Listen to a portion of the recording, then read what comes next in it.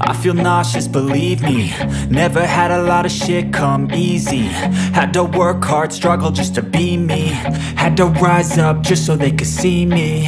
Did what I had to do just to feed me. And what was left over I put towards my dreaming. But the only thing in life that has meaning are the things you gotta work for, believe me. Take into your hands a plan. Your own hands can land your own brand. And damn, I feel like no one takes accountability. They want the credibility, convincingly unwilling to put in the fucking hours it takes to get some power. Don't be fucking sour, take a cold shower. Scream until you're louder, work until you're prouder. And fuck all the doubters, they're just fucking downers. I swear to God they all let me down.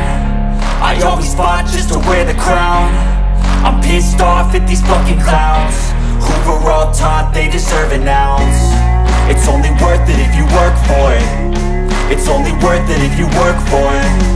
I won't stop till they hear me now.